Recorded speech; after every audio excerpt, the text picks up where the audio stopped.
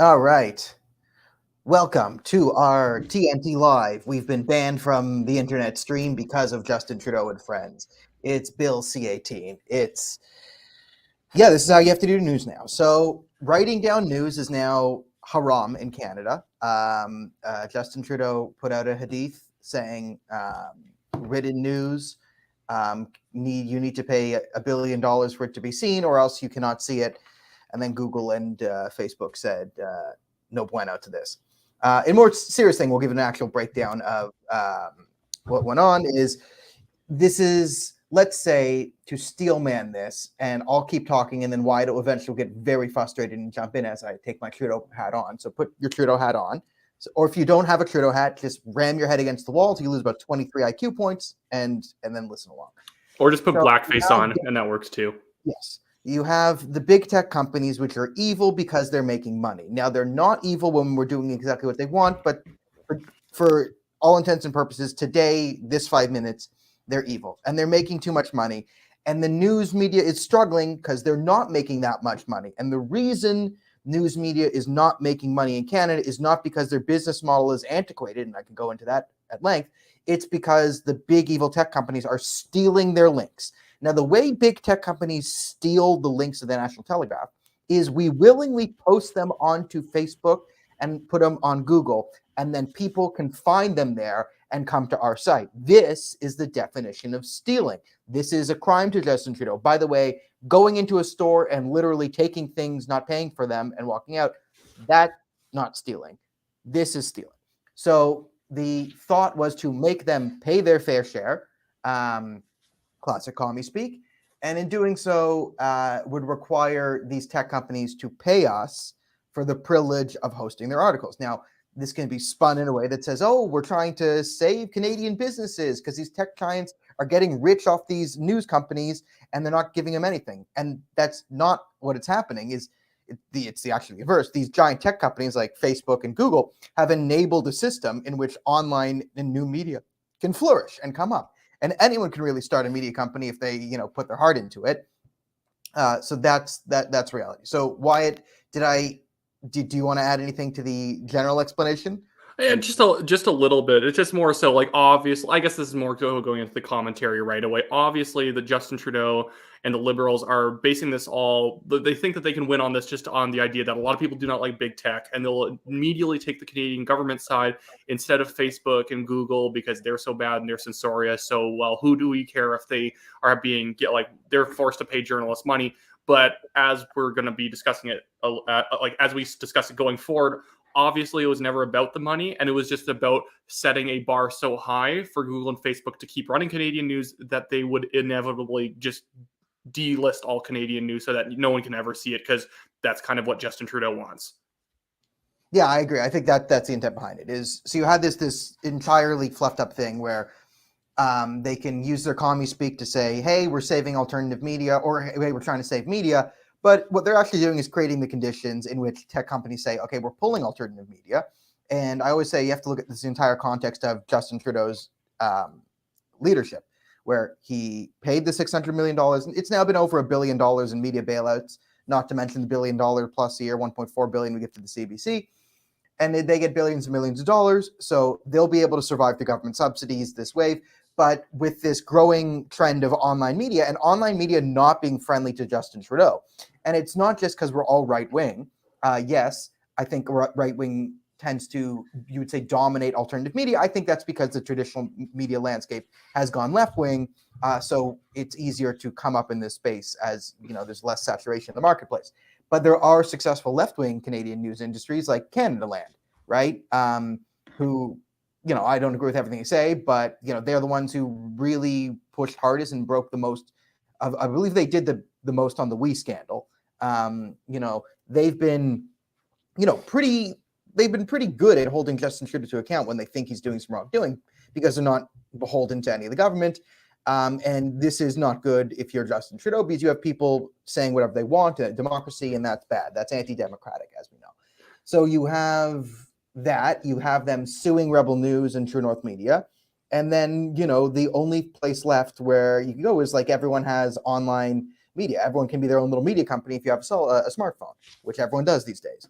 you got to cut that down. So I think this is a somewhat clever way of destroying new media. You can call it, and that's where we are. And Wyatt, you can come in right now, but then I'm going to go on a rant about how the major media companies run stupid online businesses and why they suck.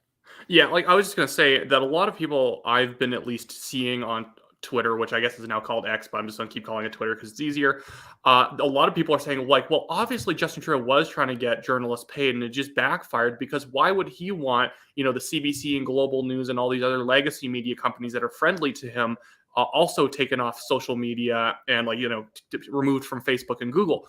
And my answer to that is, well, no, he's done the calculus and he thinks it's worth not having pro-Trudeau legacy media outlets being distributed on Google and Facebook in exchange that independent media doesn't actually get to speak up, or other legacy sources that are somewhat anti-Trudeau, like, the Toronto Sun and, the National Post, that Justin Trudeau thinks that silence is better for him than anyone speaking at all. Because, and just think about the record here, whenever Justin Trudeau goes on vacation and just does something stupid for a while, whenever we don't hear about him, I find that that's when his polling numbers are increasing the most, because people have this idea in their heads that if they haven't heard from you in a while, then you're probably not exactly setting the world on fire. So that's okay. You're probably at least somewhat competent at your job. So Trudeau, to get out of this 10-point polling deficit he's in, probably wants less speech than more speech, even if it shuts down some of his biggest offenders. Yeah. I think you're right about that, and I think most people can see through it at this point. The people who want to see through it, I mean, the people who don't want to see through it, don't want to see through it. Like, I have an uncle who's an executive at Bell, and we got into a bit of an argument a couple weeks ago or a month ago over this, and he's like, he loves the bill, he's lobbying it for.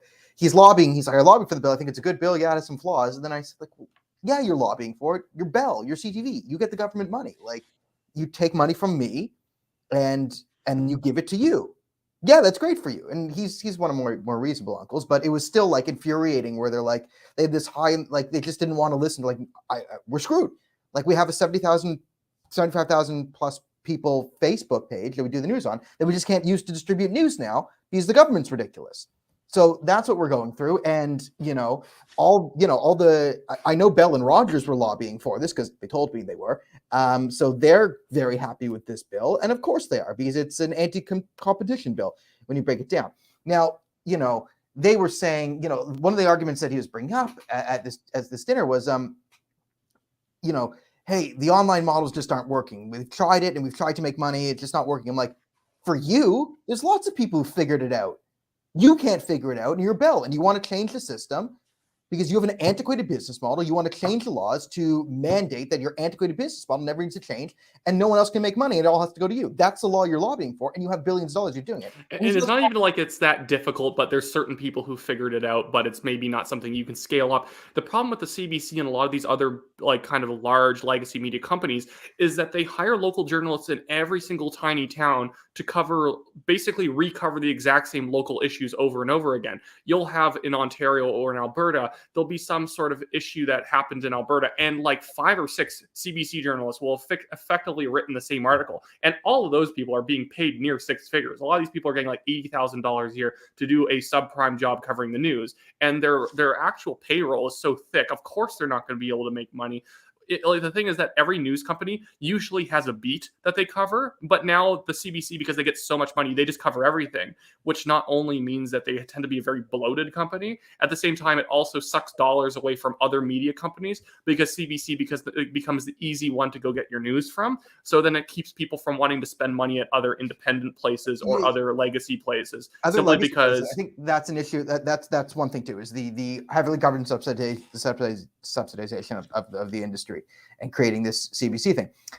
The other problem is, like, the monetization model for the major companies. They don't really work. Now I'm going to go into this, by the way. The way we have to understand stuff now, if you're in the chat and you support the National Telegraph, we started a Give, Send, Go recently, and we just put it up. listen, we're getting hit. We're getting financially screwed over because we just can't use Facebook and Google anymore.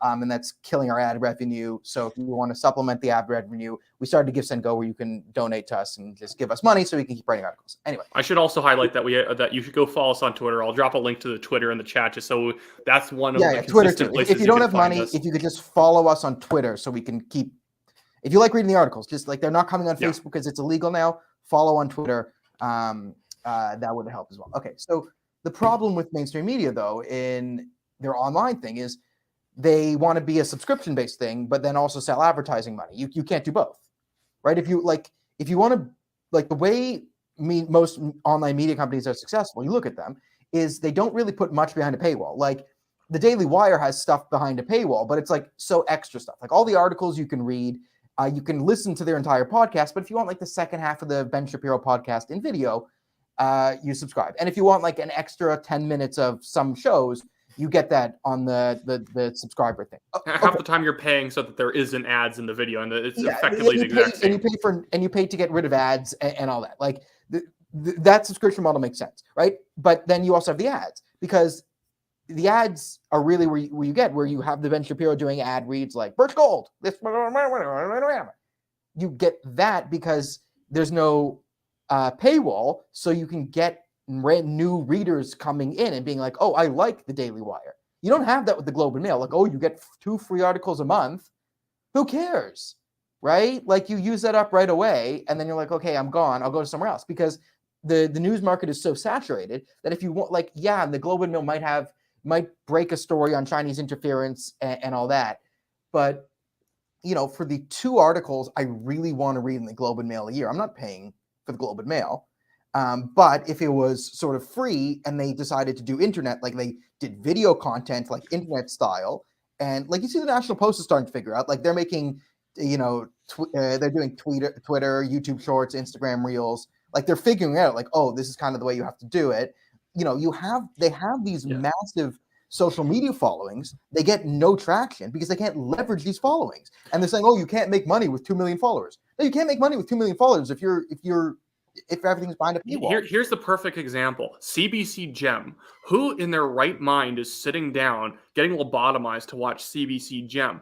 Think about all the money that goes into the production of CBC Gem shows that nobody watches. And the thing is, when you're posting just crap articles that just blandly report and often misreport the details of random political developments or like the weather, and you're jamming it all onto one page, obviously people are not going to be clicking on it because you've created a bloated Facebook page that doesn't have any specific purpose. If they had CBC Politics, they had CBC Weather, they had CBC Sports, they would be doing far better. But they're doing social media and Facebook the way that you would do it in like 2007, and then they're wondering why it's not working out for them. You can't jam out an article. You can't post a link on Facebook every 5 minutes and assume you're going to get traction. Facebook only has so much bandwidth for people that they can show your stuff to. So when you're just saying, here's 70 articles in a day, how many people are they actually going to be able to show each individual one of those articles when there's people frankly doing the job better than you are on a lot of these, on a lot of this coverage? Yeah, these are all good points. And like my frustration is like, one with the government, but the government's evil and they hate online media, and they've hated free speech and the free flow of information since 2015. It's nothing new. I'm not surprised. They're twirling mustaches, building contraptions to catch a roadrunner. This is what the government is doing with their time. My frustration is more with the Canadian public who can't see through this on the large part. And it's not, our audience, but it's the mainstream establishment, Daniel's extended family dinners of like intelligent people who just don't want to think anything through. Just don't want to think anything through. Don't want to think about the potential consequences of their actions or beliefs, and are perpetually surprised when I make a prediction that comes to fruition within the next 3 to 6 months. Oh, I hate that whenever you have people who confront you and you'll say, well, you know what the bill says. Oh, it's not Bill C-18. Oh, you're misrepresenting Bill C-18 because Bill C-18, the Online News Act, says. It's like, it doesn't matter what the stated intentions of a bill are. if obviously the only end goal that would have come out of the bill is getting the news shut down. That's why I say in like the videos I've made in the past, the intention of Bill C-18 is to effectively extort big tech into just shutting down news. And the thing is that they're not even putting a dollar value on how much they want big tech to pay for clicks on articles that we posted voluntarily. We like the free platform because it allows us to connect to our audience. I know Facebook needs to pay us for utilizing that feature. It's foolish, but they aren't even saying the dollar value per click. They're going to force Facebook to basically sit down with both the government and like a newly formed union of journalists to figure out how much per click should cost. And I'm sure you and I are getting on that union of journalists. No, we got it. Yeah, I think I got it mailed to me yesterday that I was invited. No, but then take that with Bill C-11, which allows the government through the CRTC to sort of shape algorithms on YouTube and other social media platforms to promote good, clean Canadian content. So effectively, which is defined in Bill C-36 and the hate speech stuff. Yeah. So if through Bill C-18, if big tech was stupid enough, frankly brain dead enough to go along with this and pay journalists per click, then Justin Trudeau, it's a win-win for him, because either they shut down all opposition voices and independent media, or if the big tech's stupid enough to actually pay media, they can just shape the algorithm around people that the government wants to get paid. So the thing is, the people would be getting paid would be in the CBC and Global News and whatnot, who are supporting the Liberals' agenda. We'd all be able to see Sophie Trudeau's TikTok page. That would be what a blessing for the thing. We can watch not anymore. Trudeau's family do this. 7 million views. That's the modern world. That's your generation, not mine. Yeah, you have to watch reruns of, I don't know, Seinfeld. Yeah, corner gas. That's all you get. That's all we have left. I can watch The Office on Netflix over and over again. You can watch a CBC Gem show about babies.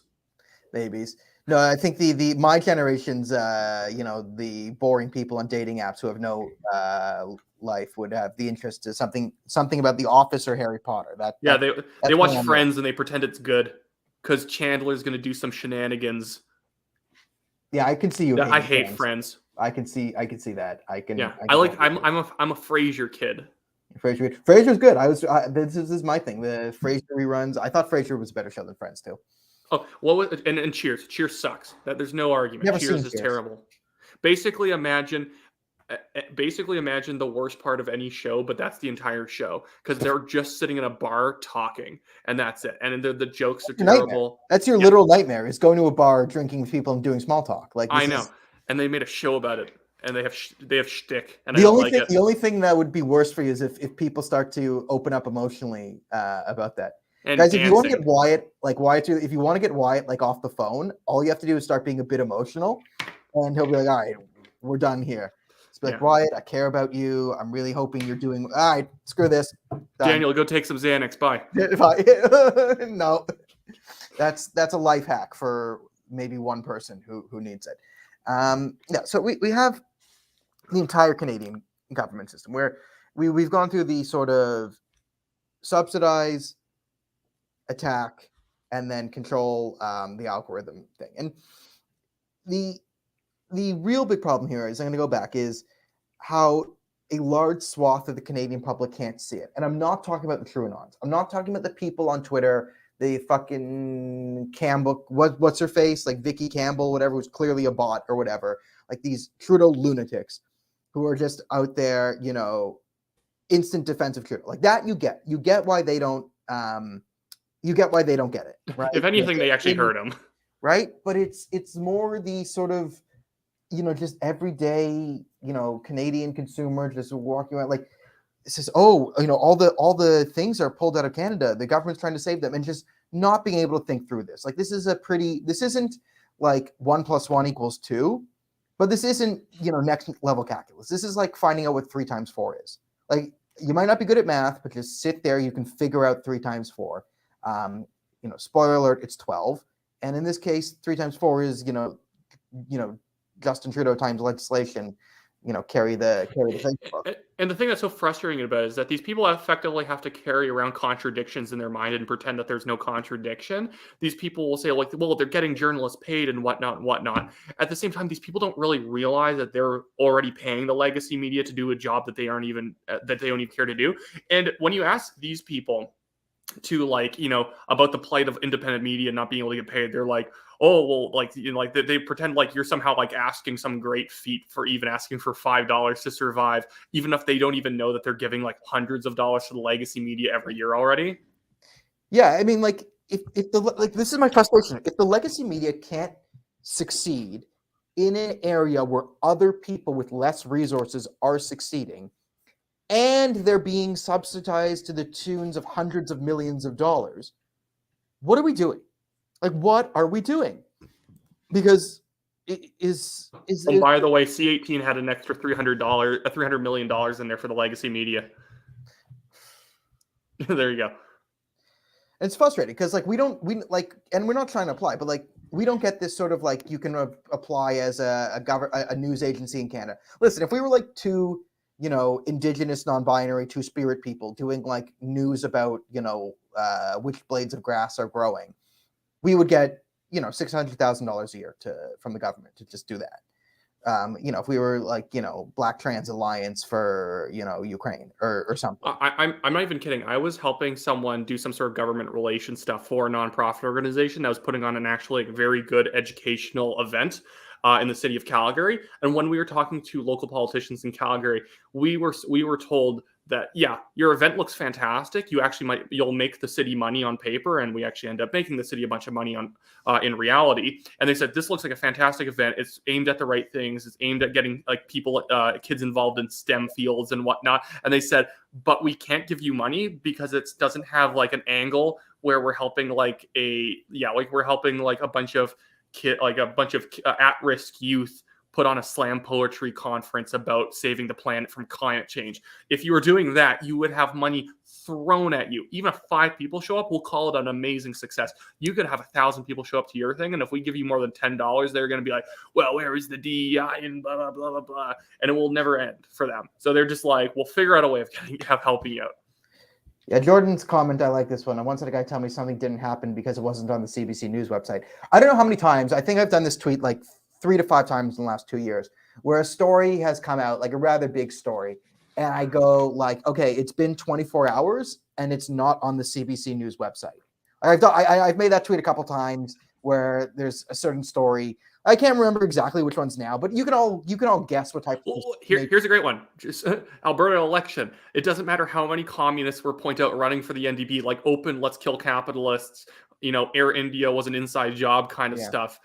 All those people like Khalistanis, communists, all these other nut bars running for the NDP couldn't get a single legacy media article out about it. Even if it was a conservative, like a quote unquote conservative legacy media outlet, wouldn't even touch the story. So you had to rely on like the Western Standard and the National Telegraph to cover it. Yeah, and like this is why independent media is important. And it's one of the things I talked about. Like interesting. This weekend I was speaking at a conference put on by a Hindu organization, and the point I made was like the types of discrimination Hindus face in Canada. Like, yeah, they get it from all sides, but like, yeah, there's some white people who might be mad at Hindus and Indians being like, oh, they're brown, and they go, blah, blah, blah, blah, blah. I don't like them, but that's few and far between, and everyone supports them there. But you have these communities, like the Hindu community, whose real problem is, again, these Khalistanis and, Jamaat-e-Islami proxy groups who are vandalizing their temples.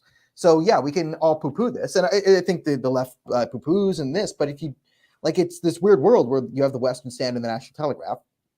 We're the only ones covering these, you could say crazy commies, but also like hardcore Khalistani radicals. But these are the guys like vandalizing Hindu temples. If National Telegraph listeners, if white National Telegraph listeners, right, someone had a National Telegraph hat on, vandalized a temple of some sort, right, anything that wasn't a church, front page news, CBC. I am personally responsible. Wyatt's personally responsible. 45,000 years in jail, right? Straight off the bat. But you have these instances where we actually live in a country where people's religious temples are being attacked frequently. Like Hindu temples are often vandalized with like whatever Khalistan stuff on them. There's Khalistanis have like open posters calling for assassinations of different people, revenge killings, glorifying the bomber of the Air India thing. And these are just like the hardcore Khalistani places, and no one says anything about this. And who suffers? It's not, it's not the latte sipping journalists at the CBC. It's everyday Canadians who are just happen to be Hindu. And, it's one of the things that, legacy media doesn't want to talk about is sometimes within our diverse multicultural society, some of those multicultural cultures don't get along outside of Canada. And if we do nothing, they're not going to get along in Canada. But sorry, I love this follow-up comment from Jordan's amazing. Some dude told some dude told me independent journalists couldn't be trusted because they did it for the money.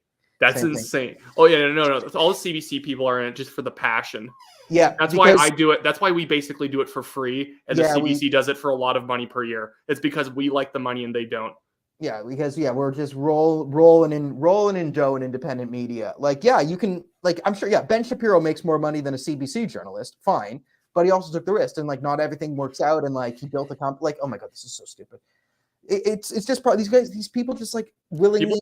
They get people who get this obnoxious moral satisfaction from waving away arguments by saying, well, I didn't see that in the CBC. And it's just this smug, stupid way of just engaging in politics is that, that my side, and if you actually decode that, it's my side didn't tell me that information was correct, ergo you're wrong. And it's one of the things stupid it is. It's one of the things I hate most about if I see something in Canada Land or the Thai or even a legacy media outlet, I don't immediately think it's wrong. I'll look at it, I will investigate the facts, and then I will find out they're wrong potentially. And sometimes they're not wrong.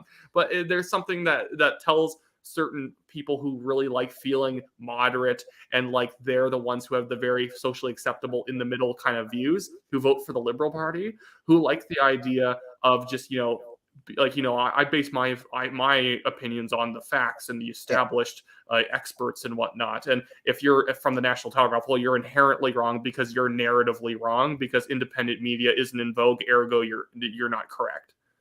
Yeah, this is one of the big things in politics brain that I hate. I always talk about how I hate when people the only people people disagree with me for three major reasons, right? They're stupid. They're too stupid to think like me. They're inherently evil, and their mendacity and malicious thoughts have led them to somewhere I'm not, or they're being paid to think that.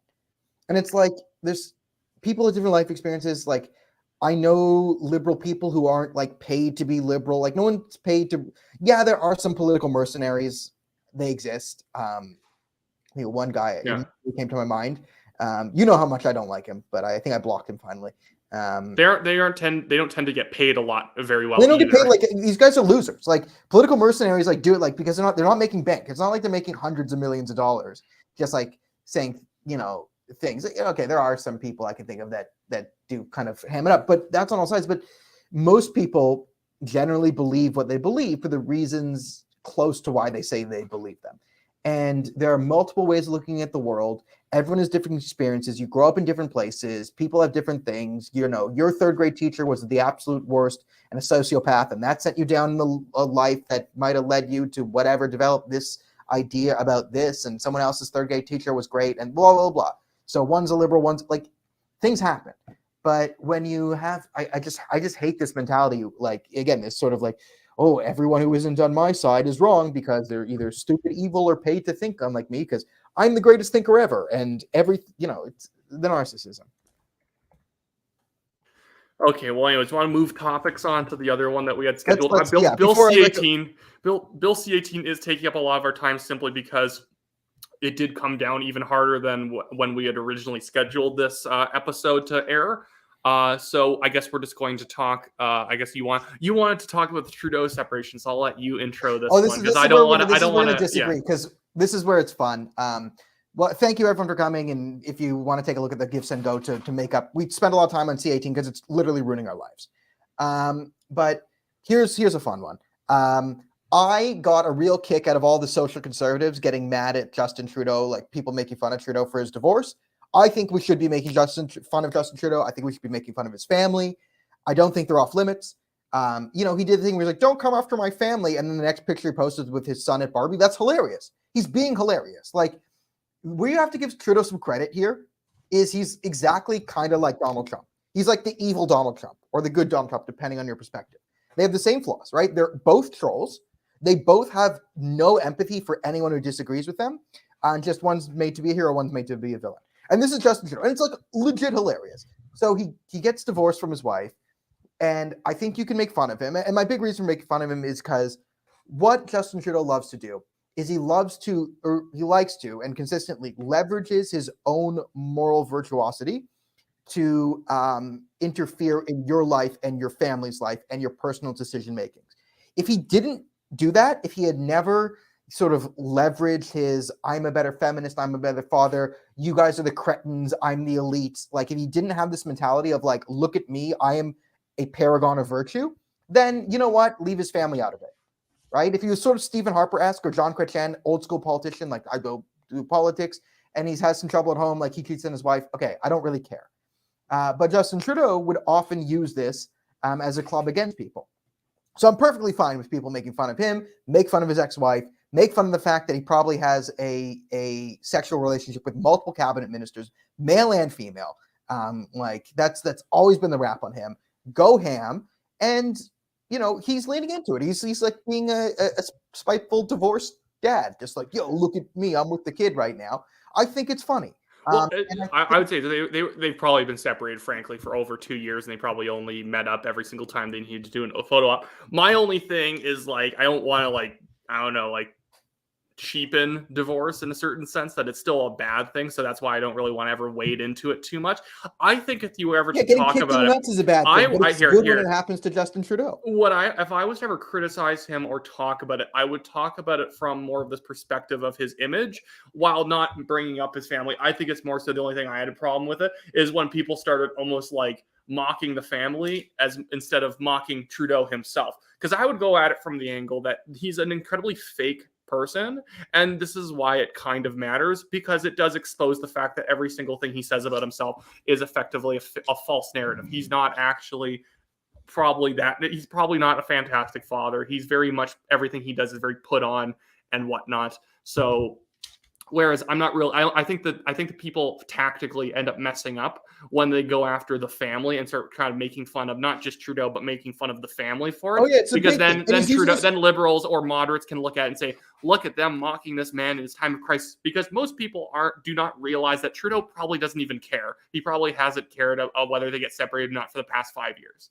Well, this is why it's like kind of so brilliant by Trudeau's thing is like he's baiting people into like attacking his family by like dangling them in front of him.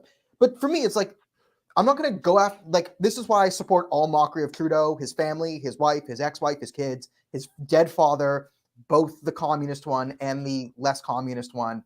Like, all of it's fair game. All of it is fair game because Trudeau's dangling in front of you, trying to make you do it. So I'm not going to participate in this media game where, like, it's conservatives where, like, someone in the comments section says something too racy about Justin Trudeau, and we're like, no, we don't support that. No, because you're playing their game. Like, this is the game Trudeau wants to play. So let him dangle his family, you know, make fun of his kids every time he posts them. Like, I don't care because he's the leader, he's the prime minister, and he's leveraged himself, his family, his ideals at all times to interfere in your life. And I'll put it this way: as soon as he posts, is a national issue, okay, because he's made it so.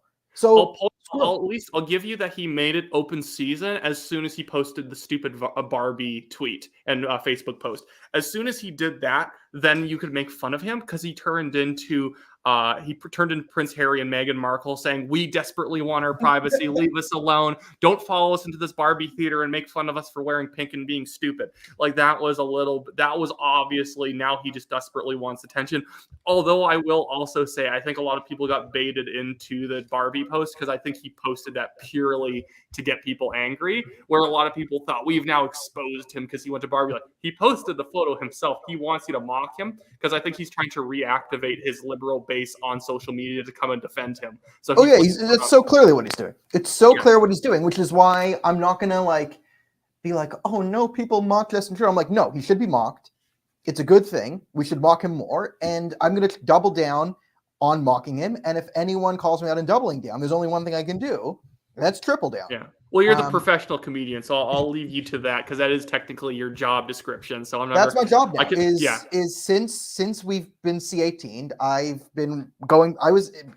If you guys don't know this about me, prior to 2016, I was a stand-up comedian. I started in 2012, and then I met an Iranian refugee. Trudeau was prime minister, we're like, society's going to collapse, right? And then the Trump thing happened, and I started making Daniel's videos. Jewish, and he wasn't a doctor or a lawyer, so he was forced to become a comedian. They actually came to his house and they said, "You're going to have to start being funny." Well, we drew straws. My older brother got doctor, my younger brother got lawyer, I got comedian. So I was forced into it at a young age, where I wanted to go to medical school. I'd be like, "Mommy, Daddy, give me the science books," and they'd be like, "No, here's a DVD of Dave Chappelle. Watch it." I'm like, "Can I do my homework? Can I do the math?" "No.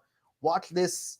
Here's Dane Cook. You'll like him. Here's Dane Cook doing stuff. So that's how I was raised, by parents who forced me to at gunpoint in Canada.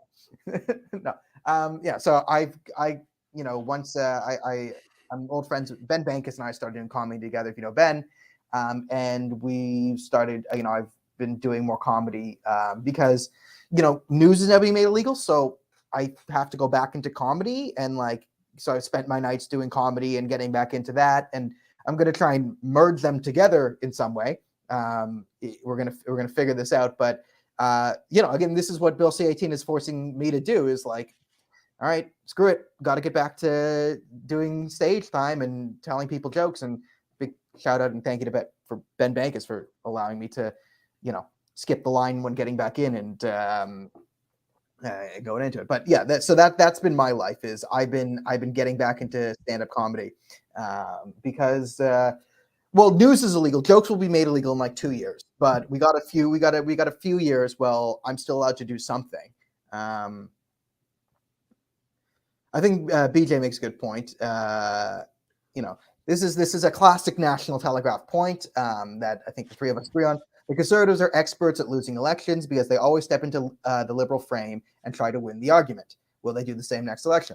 And the answer is yes, they will, because they can't help themselves. Well, I honestly, these days, I think they're actually managing their affairs quite a bit better, in the sense that they wouldn't be having this 10-point lead from multiple polling companies right now if they weren't at least shutting up and not jumping all over themselves to try and what I will say here, I think they understand that playing to, because I think the Aaron O'Toole loss was so dramatically against the red Tory narrative that I think that even though they're not exactly becoming, hardcore Republican style conservatives these days, I think they understand that there's certain things that you don't say, and there's certain things you don't say, and there's certain narratives and debates you don't wade into if you actually want to win an election. You do not, when the liberal media comes to you and basically tries to make you jump through all the climate change hoops, you just ignore them, because you're never going to win that game. Same thing with a lot of the other progressive stuff. You're never going to out-progressive the liberals, so don't bother. And that's where you have a lot more conservatives now stepping up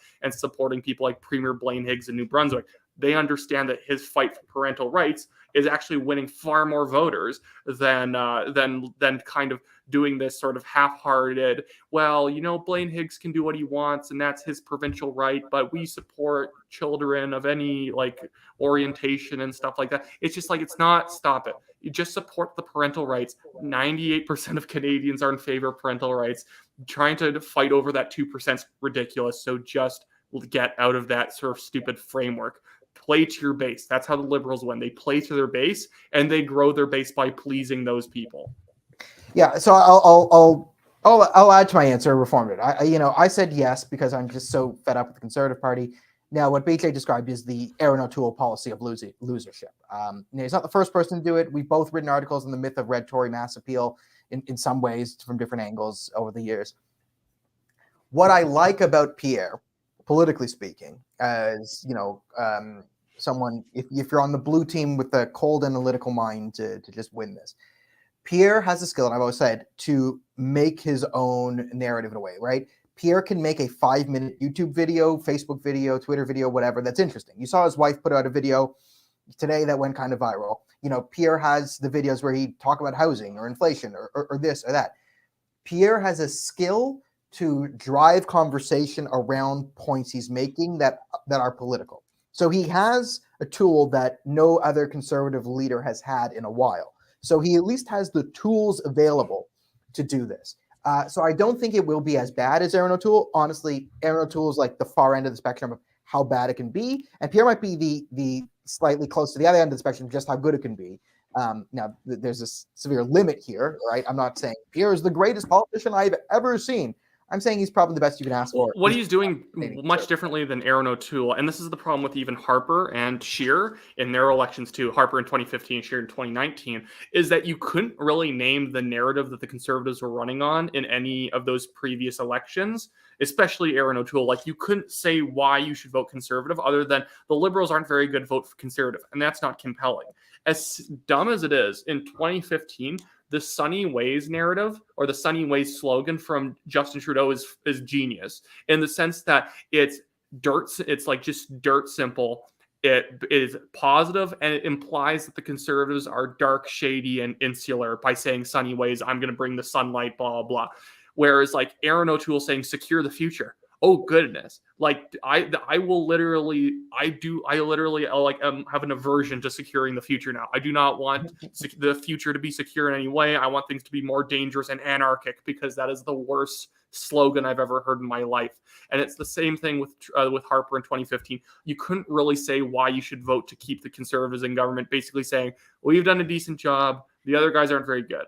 And it's like, that wasn't compelling. Whereas in 2011, the just visiting narrative about Ignatieff coming to basically like steal away the prime ministership, that was brilliant. That worked extremely well. And it basically, and the thing is that the just visiting, it implies that then on the converse side, the Conservatives are here to stay. That's the sort of thing that every slogan has a good inverse that is good too, that's not spoken. So just visiting, the inverse to that is worse, here to stay.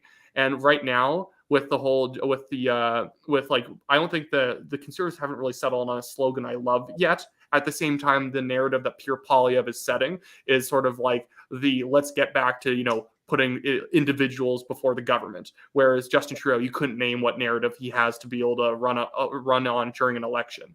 It's basically just like the Conservatives are scary. We're not that bad. Like, you need to run on something. And like, yeah, attacks are part of it. But again, attacks are much more effective in America than they are in Canada. This is a well-known political fact. Attack ads are much higher risk and lower reward in Canada. That's just the way it is. Not saying you won't see them. But in order to win, you do need to build a positive narrative of yourself. This is one of the big things we've always criticized the PPC on, is the PPC is just running around throwing haymakers everywhere. And the PPC actually does the best when they build their own narratives. Like, and the data I always use in that is look at Max's first debate. He was doing the best when everyone was attacking him, and he was defending himself and building up the PPC. And then he started to dip when he went on the attack and started talking about, dairy pricing and going after Andrew Scheer on such an esoteric issue that only I cared about. And this is sort of where the Liberals are, where the Liberals are kind of just in the Stephen Harper or New Conservative bad. Conservatives bad, we good. And you can even see them jumping around to stupid issues like Katie Telford trying to say that all Conservatives are now like anti-abortion, and I'm pro-life. I'd like that they were all pro-life, but obviously they're not. But Katie Telford saying there's literally not a single pro-choice Conservative because they voted for Bill C-311, which makes it like which allows like I think it was sentencing upgrades if you like punch a pregnant woman in the stomach or assault a pregnant woman. It was the most obvious bill on the planet. It doesn't even say abortion in the bill. And they're saying the Conservatives are anti-abortion. If you assault a pregnant woman, that could be an aggravating factor in say. Like, if you brutally beat the hell out of an 8-month pregnant lady and the baby dies, that could be an aggravated factor in sentencing. It's not just assault one person, which is reasonable. But again, you see just the demented nature of the modern left. And this goes back to the problem of the media. Like, how could a function, like, you can't really get away with a lie of that magnitude. Well, you can now in America because it's so polarized. But, let's say 10 years ago, you couldn't pull that off in America because people at least watch Fox News. And you'd be giving your enemies in Fox News an easy layup to throw back in your face. So that was a big reason why not to lie on CNN. And what kind of kept CNN a bit more sane 10, 15 years ago, would be if they just try to outright lie about something like the Don't Say Gay bill, which never says that. They knew that Fox News would do an expose on CNN lies, Don't Say Gay, and people would see it because there's a large television audience. And it's harder to take a dismissive attitude from CNN to Fox News than it is from, CNN to the Daily Wire, because they're on the same medium, right? CNN can poo-poo online media, and CBC can be like, ugh, National Telegraph, all this thing. That's online. We're a real news outlet. That's just over there on the internet. That's not a real one, right? But you had in America a cable television network with anchors and cameras and people on the streets and this and that, and they had a different perspective. So it kind of kept you in line. Like, you had to be better than Fox News in a way. And we've never really had that in Canada. So we've had this polarization muck. And this is another problem of people just going hard into their echo chambers, where now CNN feels totally confident just making shit up, because they know anyone who watches CNN on principle will never watch Fox News, and also on principle will instantly disagree with anything they see on Fox News, or be heavily skeptical of anything that comes off of Fox News. Like, they know that most people, if they are not Fox News watchers, would not be convinced from a detailed, factual explanation of something on Fox News. And that's where we are. And I guess maybe from there we'll move on to just talking about Jagmeet Singh and the homophobia lie, because I feel like this one's a bit of a funny story to end off on, since we usually only go for an hour and are at the 45-minute mark. And just to lead us in, because I have the video already uploaded, I'm just going to quickly play the video of Jagmeet Singh calling a random passerby heckler a homophobe. Some of that money. Sure, if we want to use that hilarity again. Yeah, no problem. Maybe I'll take a pause if the interview goes on. If not, I'll stay straight. I am getting him now, but almost can't hear because of the background noise on site. Your homophobia is very inappropriate. It's very inappropriate. You're driving away and causing an accident. There you go. So this became a story where the media backed up Jagmeet Singh's assertion that somehow that the driver of that car, and I can, if you listen to it multiple times, I think I've heard things in that what the guy was yelling that you could maybe construe in a way that's like rude or whatever. The homophobic thing's just deeply stupid. Yeah, I mean, you can't hear what he said. Maybe he called him gay or another word for it, and then you could say, okay, maybe. So you don't hear it, but for me, you're right. The media couldn't hear it. We couldn't hear it. And they went along with Jagmeet Singh lie. And I have seen instances, specifically Jagmeet Singh related, where they've called people racist for going to protest Jagmeet Singh. And I've seen those racist people wearing turbans as believing Sikhs, giving him trouble for anything from sucking at his job to, allowing the Khalistanis to run amok.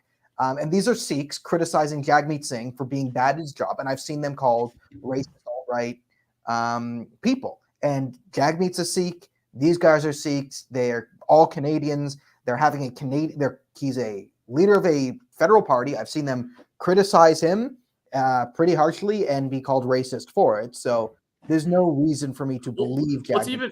Let's even just take it from this angle. Let's pretend the guy fully said something like, you're gay, Trudeau's gay, and that's why you're supporting him, blah, blah, blah. And it's like, maybe people don't like you and they're saying incredibly rude things because you're bad at your job. Maybe have you ever thought about that Jagmeet Singh is taking some flack because he rubber stamps every single thing that Justin Trudeau does. That's never in any of the media coverage that people are increasingly criticizing Jagmeet Singh because he is a liberal enabler. That never shows up. They always treat him as if he's just acting in pure good faith, and a lot of the stuff he's doing isn't just purely because he's terrified of Justin Trudeau. Yeah, I mean, that's the crux of it. Is everyone's mad at Jagmeet Singh. No one likes him. Outside of his current spouse and Justin Trudeau. See, people are giving Trudeau trouble for failing in his marriage, but they don't realize he has one successful marriage going on right now to Jagmeet. So, tone it down, people, right? He's doing great. Well, I just want to quickly bring up too just the polling numbers that we've been seeing, and this is one of the ones where the Liberals, the Conservatives are only up by 9 points on the Liberals. We already have two other polls that show them up 10 points. But I always find the insane thing is how the NDP and a lot of these polls are literally down from their 2021 numbers. Imagine being Jagmeet Singh, having literally the Liberals bleeding out on the floor in front of you, bleeding all their support, and somehow you manage to also shoot yourself in the foot and you're on the floor bleeding out too. There's nothing here that should be causing the NDP to lose support unless they just simply choose to lose support. There's another thing that's so crazy here that if you put up the chart, people might think, oh, this is just a that looks like a 1 or 2% drop for the 1% drop for the NDP. Okay, 1% drop. That's not statistically significant.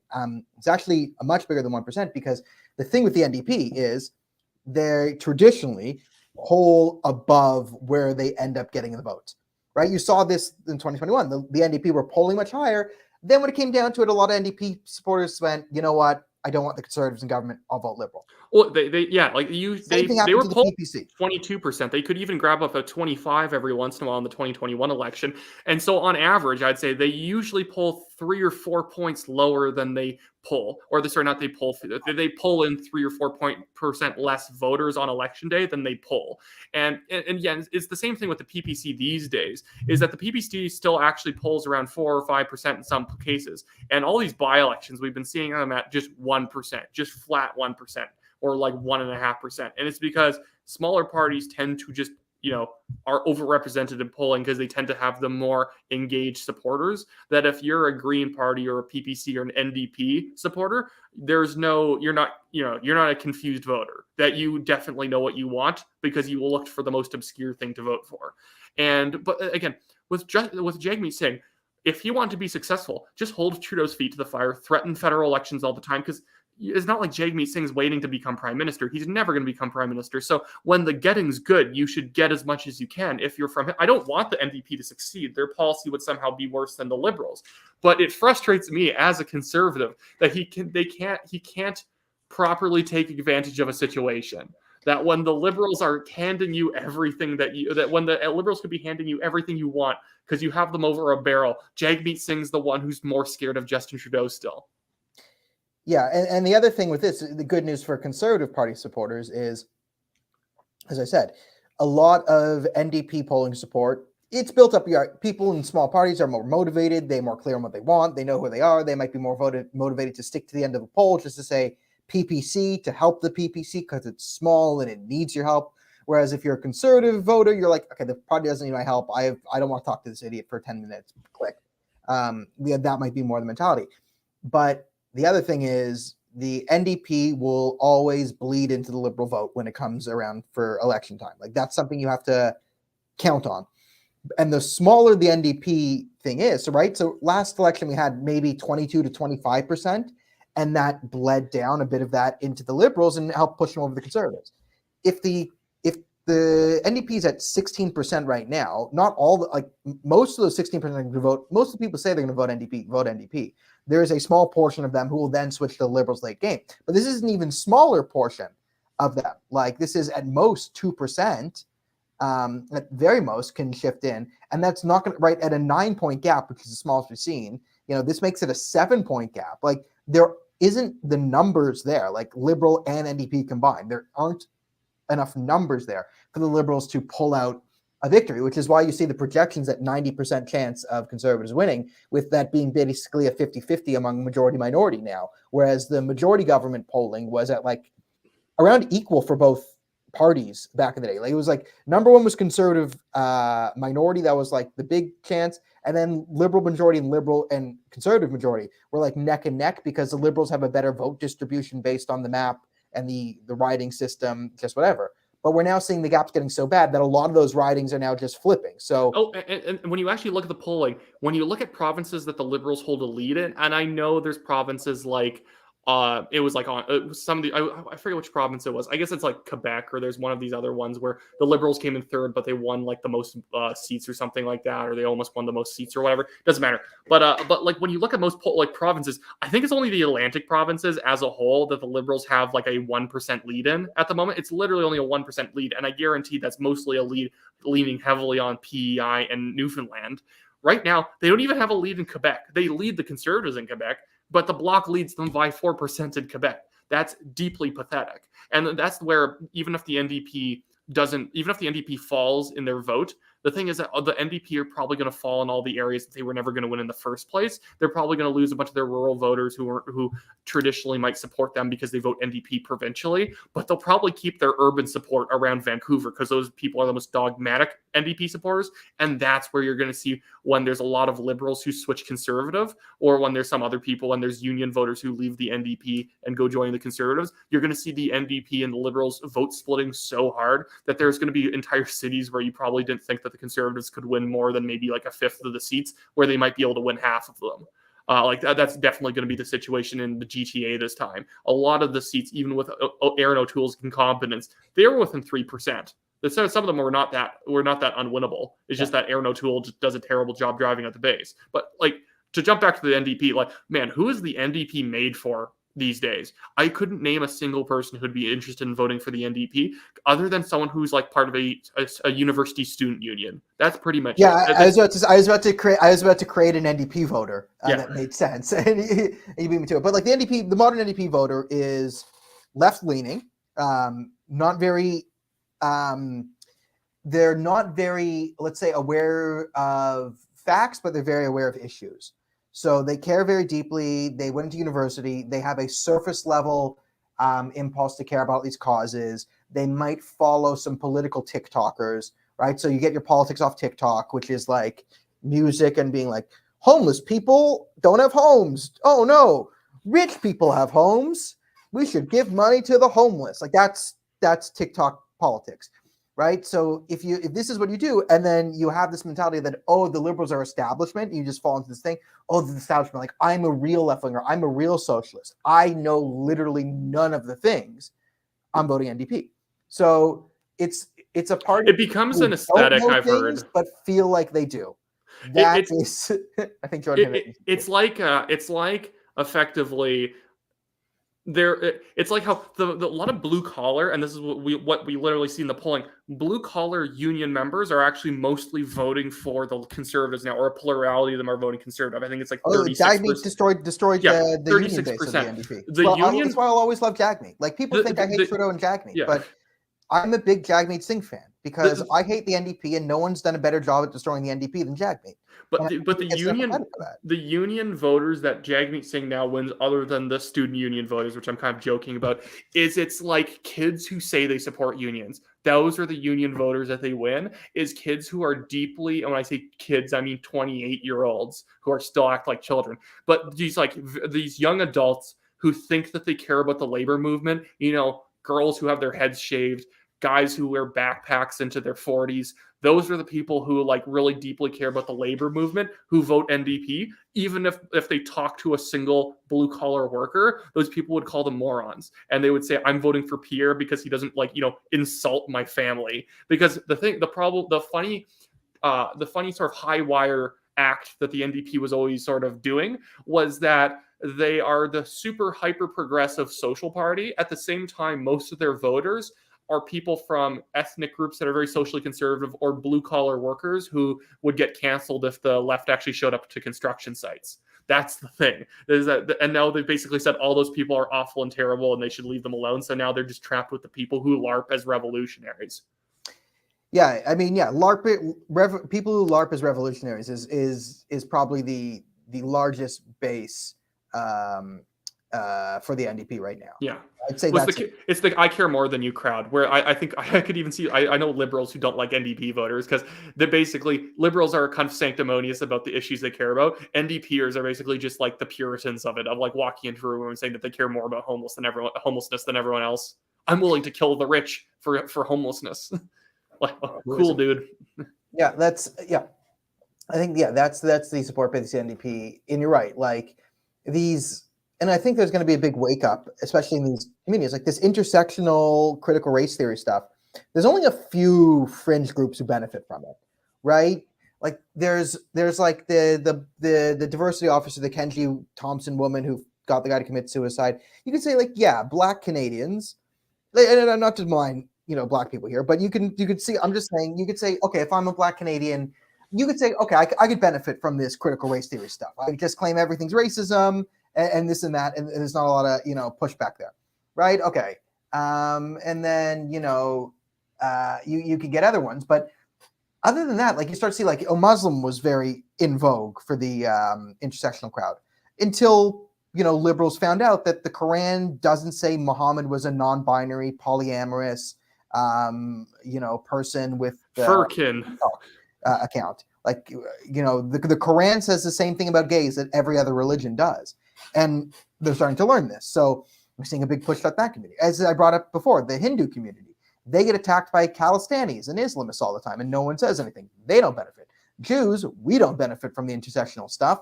Same thing as the Hindus, right? We get attacked by lefties and Islamists, right-wing people too, but the bigger ones are the communists and the Islamists who come after us. We don't benefit from intersectionality. In fact, we get hurt by it more. And this thing really appeals to, the whitewashed second generation immigrants whose parents didn't really teach them about their culture, so they just adopt this new thing to fit in. But that's a fleeting fan base because a lot of those people will grow up and grow out of it, and it eats itself. You've seen this where you can't put I think someone had a good joke. Was it I don't remember Ben, but I mean, it's easy to joke about like this stuff where you see like all of a sudden, the Muslim groups and the LGBTQIA groups, they're not Well, it's going back to what I said. It's just that a lot of liberal ideology relies on a lot of contradictions being held without being noticed. And now that there's certain things that are forcing them to sort of notice that their intersectional coalition doesn't exactly get along for good reasons in a lot of cases. Muslim parents do care about parental rights, and if one side of but the left, which is funny, is that they are literally backing the sort of elements in their intersectional coalition who want to basically cram down on the other ones. So they're backing the ones that are being most divisive because they're deeply afraid of that group of people, even if in the intersectional stack that they have, the sort of like radical social activists, the radical progressive social activists are actually probably the smallest portion of the liberal base. Any ethnic group probably outweighs them in terms of the vote because it turns out most Canadians are not social progressives that are like point their fingers at people like, why are you a bigot, blah, blah, free speech is like the code for Nazism, blah, blah, blah. Those people are not very popular with most people, yet the liberals are most terrified of them because they think other people should be terrified of them. Yeah. All right. And I think that brings us to that. We've done an hour this week. We'll be back next week. I think Thursdays is probably a good day for this. Yeah, we'll probably always be a Tuesday, Thursday kind of a thing. But I just want to be able to make sure to plug it again. We just have a Give, Send, Go. I'm just throwing the link in the chat right now just to be able to fund the National Telegraph. Bill C-18 is going to severely impact our ability to get our news in front of people and have our ads viewed so that we're effectively getting no money because of Justin Trudeau. So if you can just throw 5, 20, 50 into the pot, that really helps us maintain all of our websites and our lists, because even just to maintain our email list so that we can keep people updated with our content, that costs us around $150 a month. So it's not one of those things where I'm just like, give us $5 and then I'm like, I'm somehow raking it in somewhere else, or I have no cost. So why do I need money? We actually do have quite steep costs. And I love how we did a Give, Send, Go, which is very Christian, and they gave us the URL gay 4K. Yeah, this is gay content in 4K. Yeah, so that if you're worried about the Canadian government coming after you for donating on Give, Send, Go to the National Telegraph, don't say that. Say you donated to gay 4K, and they'll give you the Medal of Honor or whatever, the Order of Canada. So guys, give us money, get the Medal of Honor, and we'll see you back here next week at the same bat time and same bat place, but I'll probably be in a different location. So disregard different everything. Bat time, slightly different bat place, but still. Yeah. But Jagmeet Singh will still be an idiot. So there's a constant in your life there. So anyways, we'll see you all next week.